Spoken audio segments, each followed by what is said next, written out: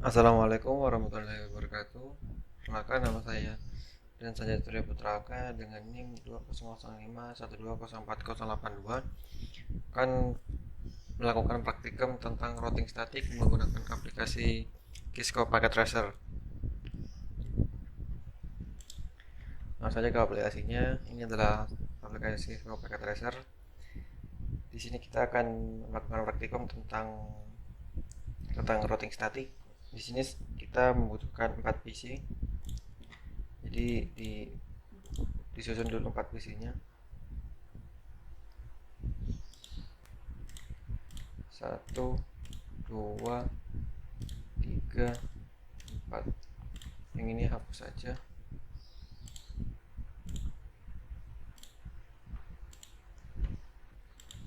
Rapiin, kelompokkan menjadi dua-dua. Setelah itu kita membutuhkan 2 switch. Kita pakai yang PT switch aja biar simple. Switch nolnya kita hapus. Ini rapikan. Ini kita turunin. Setelah itu membutuhkan router juga, 2 router. Pakai yang pilih router.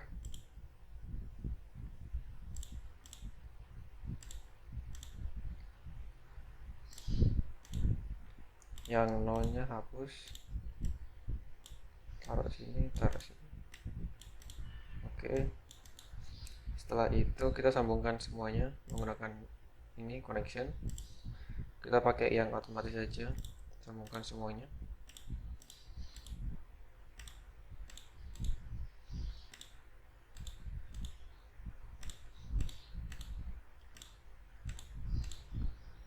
Sambungkan seperti ini, lalu routernya dengan router. Nah, di sini kita harus menunggu semua kabelnya menjadi warna hijau dulu agar bisa digunakan secara baik dan benar. Untuk itu kita menunggu ini sampai hijau. Kalau belum menjadi hijau, yang ini juga. Untuk yang routernya ini harus di setting manual ya, supaya bisa warna hijau dengan cara masuk ke routernya. Setelah itu config yang fast ethernet ini kita centang. Setelah dicentang pasti akan warna hijau. Nah, ini kan sama yang serial 2.0 ini kita cocokkan juga. Oke, yang router 1 sudah, sekarang ke router 2. Masuk config fast ethernet yang ini.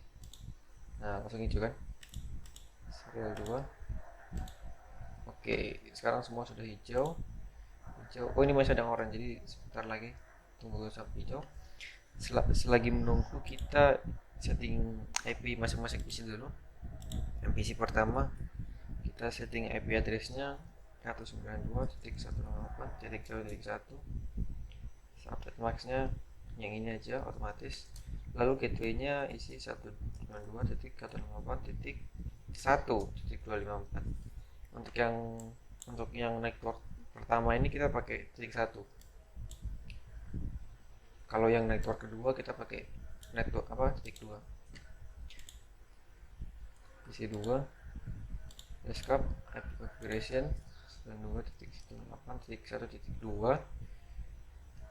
Karena ini masih network 1, jadi titik 1 titik 254. Selanjutnya ke PC 3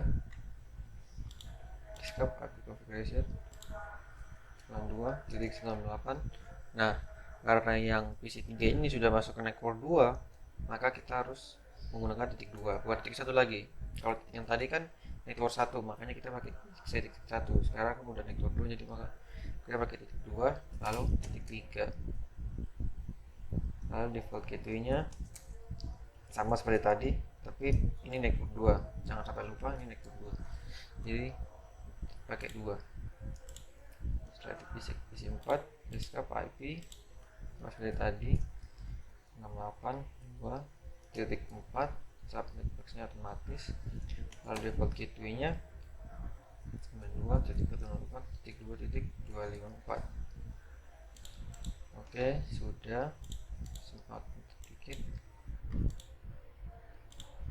Setelah itu kita setting ini IP-nya di fast Ethernet 0 ini di IP address kita isi 192.168.254 IP apanya, IP gateway-nya, default gateway. Networknya otomatis saja. Terus masuk ke serial. Untuk serialnya kita isi untuk yang sebelah, dengan yang sebelah 12.12.12.1.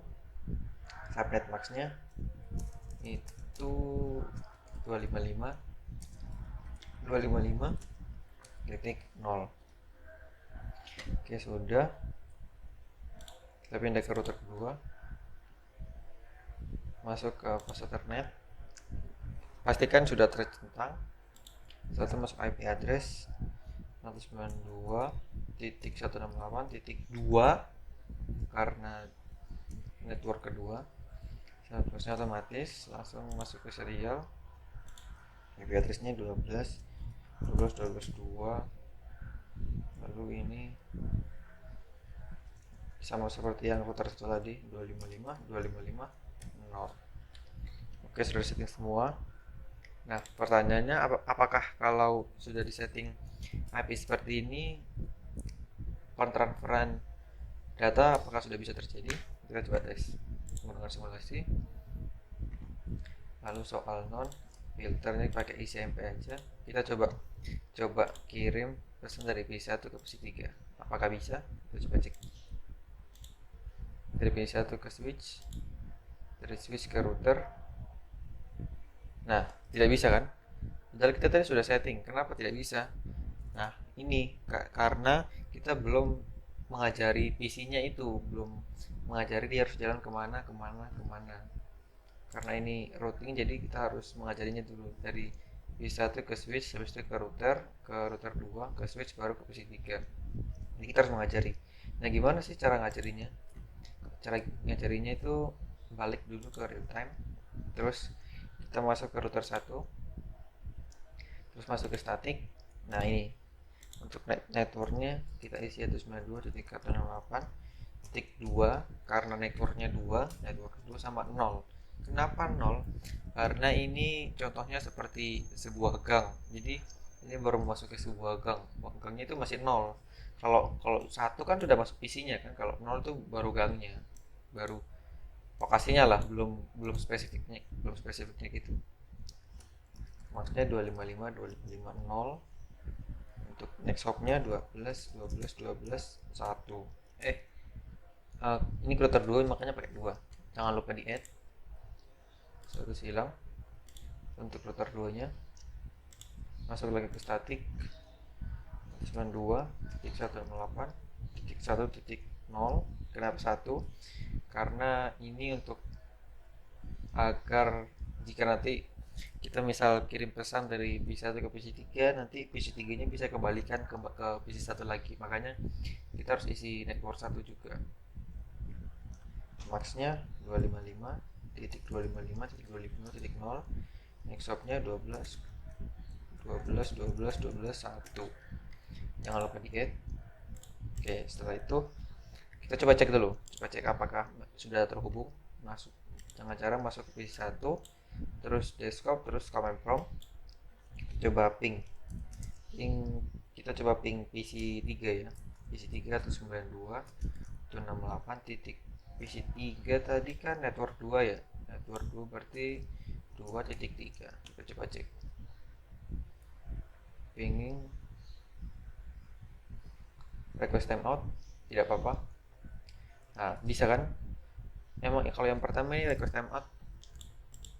Kenapa? Karena ARP-nya masih mencari lokasinya gitu. Jadi ya apa-apa, ini normal. Kalau yang pertama kalinya nggak bisa.